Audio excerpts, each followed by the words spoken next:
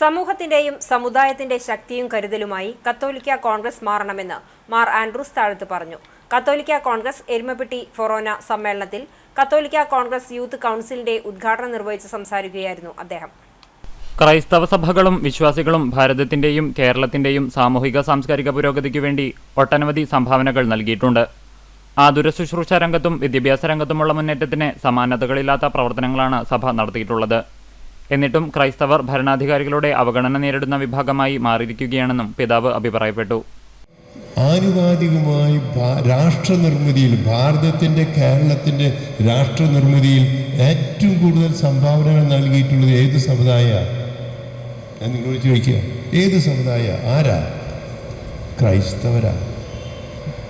ഭാഷാരംഗത്ത്, കാർഷിക രംഗത്ത്, കാർഷിക രംഗത്ത്, തൃശ്ശൂക്കാരെ വ്യവസായ രംഗത്ത്, വാണിജ്യ രംഗത്ത്, മാധ്യമപ്രവർത്തകരെ മാധ്യമരംഗത്ത്. ഏറ്റവും ആദ്യത്തെ പത്രം ഏതാ? കേരളത്തിൻ്റെ ആദ്യത്തെ പത്രം ഏതാ? ദീപിക. എന്നാൽ ഇന്നത്തെ സ്ഥിതിയോ?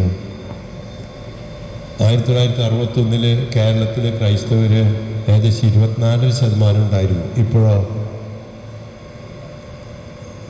ഇപ്പോൾ കേരളത്തിലെ ക്രൈസ്തവരുടെ ശതമാനം എത്ര? ഏറ്റവും പിന്നോക്കം പോയി. ഏറ്റവും ഇന്ത്യയിൽ അന്യം നിന്ന് പോകുന്ന സമുദായം ആദ്യത്തേത് പാർസികളാണ്. രണ്ടാമത്തത് അവരുടെ പഠനമനുസരിച്ച് സിറിയൻ കാത്തലിക്സ്.